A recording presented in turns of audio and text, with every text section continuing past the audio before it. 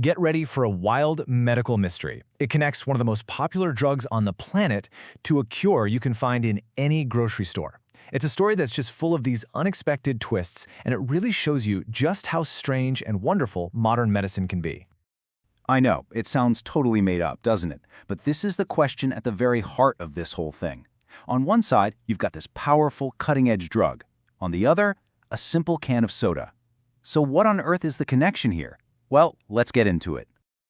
So let's set the scene. Our story really kicks off about a year ago. A patient starts taking Semaglutide. You've heard of it. It's one of those super popular GLP1 drugs for diabetes and weight loss. And for months, everything's going according to plan.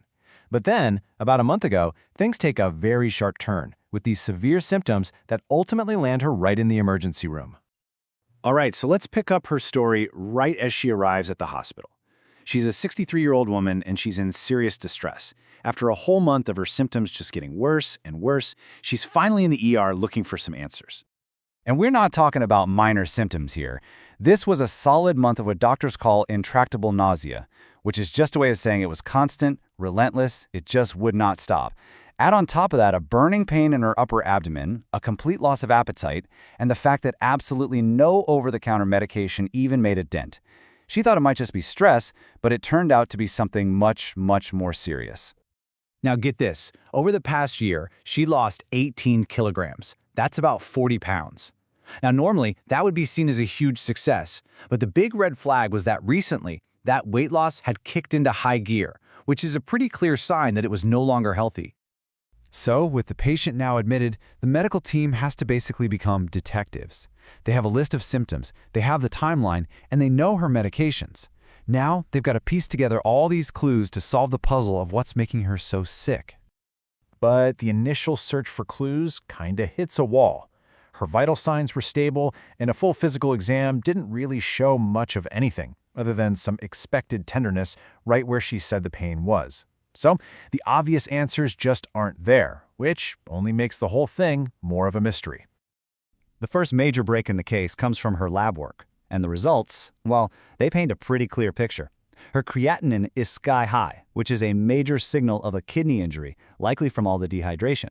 Her potassium is low, and so is her hemoglobin, which means she's anemic. The takeaway here is obvious. Her body was under some serious strain. With the blood work pointing to a really serious internal issue, the team moves on to imaging. They've got to see what's happening inside her abdomen, and what they find is, well, it's completely unexpected. The CT scan provides the answer. Her stomach is stretched out, totally distended, and it's filled with a huge mass of something.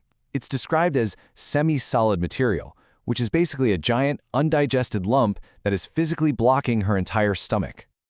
Now, this mass has a specific medical name, a gastric Bezoar. It's a collection of indigestible material that gets trapped in the stomach and just builds up over time into this solid ball. And it can cause exactly the kind of symptoms our patient was having, the pain, the nausea, and that feeling of being full. So how did this happen? Well, it was a perfect storm created by her medications. Semaglutide is known to slow down how fast the stomach empties, but the patient was also taking an opioid for chronic pain, which does the exact same thing. The combination of the two created this massive physiological traffic jam in her stomach, which allowed all that undigested food to just sit there and compact into a solid mass. So, now that they know what the problem is, how do they fix it? They get up for an invasive procedure, sure, but first they decided to try something much simpler, much safer, and, frankly, a whole lot more surprising. The plan was simple. First, and most importantly, stop the semaglutide to get at the root cause. Second, here's the unconventional part, they used Diet Cola for what's called chemical dissolution. The whole idea is that the acids in the cola could help dissolve the mass. The prescription? About 1.5 liters a day. And what happened next was just remarkable. On just the second day of the cola treatment, the patient felt, in her own words, a sudden tugging sensation. And immediately after that feeling, her nausea and pain just started to fade away. That was the moment the blockage finally gave way. Now, to confirm what they suspected, the doctors performed another endoscopy to look inside her stomach, and the result was definitive. The large mass that had been causing all her problems was completely gone. The cola had actually worked.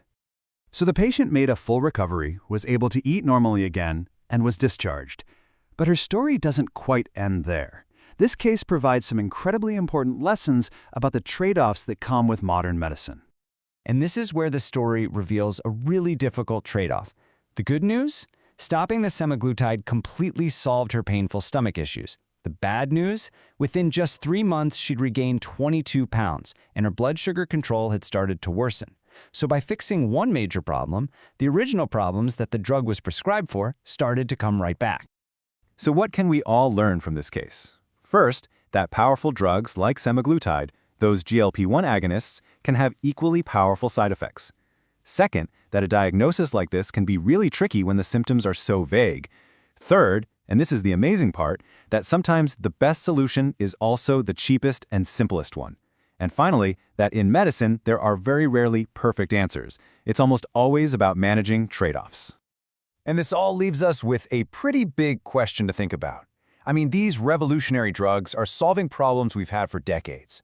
But as this case shows so clearly, these powerful solutions can create powerful new problems. It's a reminder that every single step forward we take in medicine seems to reveal a whole new set of mysteries that we have yet to solve.